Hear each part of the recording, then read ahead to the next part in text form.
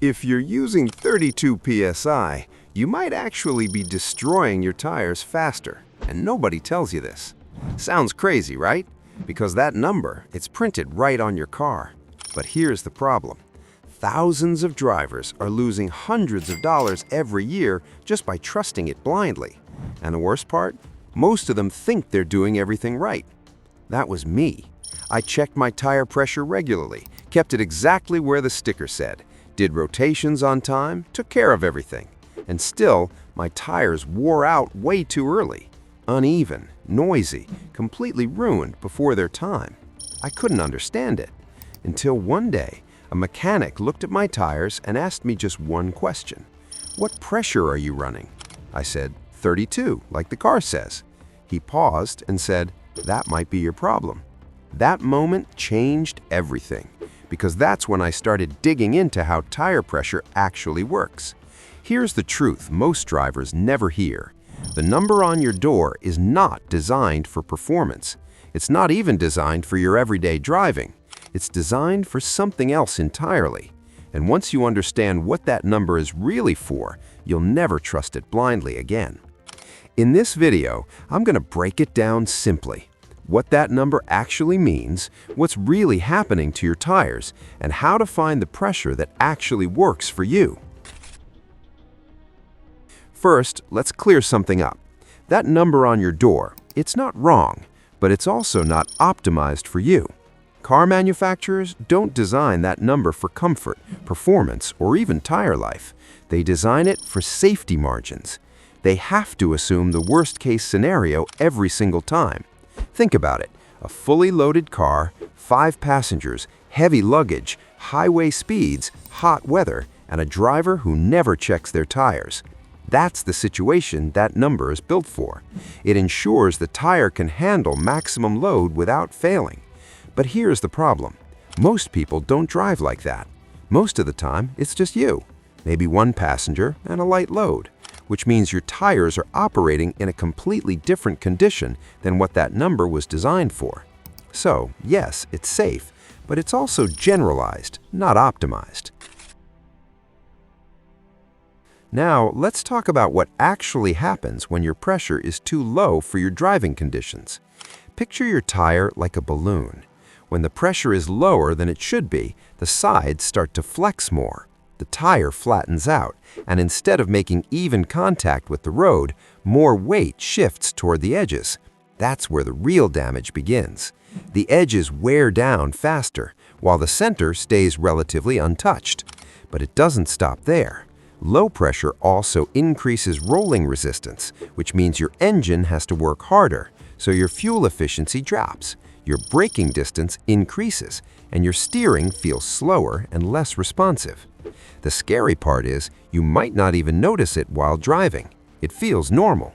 But slowly, mile after mile, your tires are wearing out unevenly, your fuel costs are creeping up, and your control over the car is slightly reduced. So, if the door sticker isn't fully optimized, what should you actually do? Here's a simple way to find a better pressure for your driving. Step 1. Start slightly above the door sticker recommendation. Not extreme, just a small increase. Step 2. Drive normally for a couple of weeks, then check how your tires are wearing. If the edges are wearing faster, you may need a bit more pressure.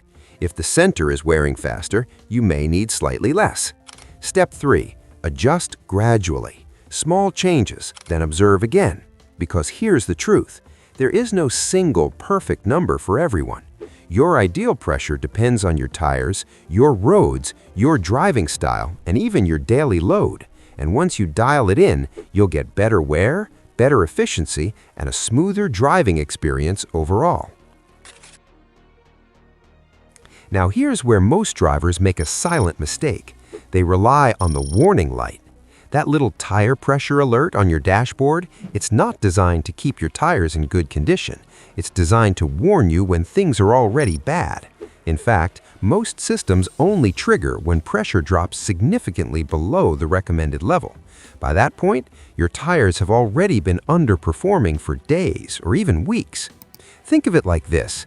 It's like waiting for your phone to die before charging it. Sure, the warning shows up, but the damage to your usage, your performance, that already happened. Tire pressure works the same way. That alert is not a maintenance tool. It's a last-minute warning. Now let's talk about something almost nobody tracks: temperature. Tire pressure isn't fixed. It changes constantly based on the air temperature around you. When the temperature drops, the air inside your tire contracts and your pressure drops with it. When the temperature rises, pressure increases. It's simple physics. But here's where it catches people off guard.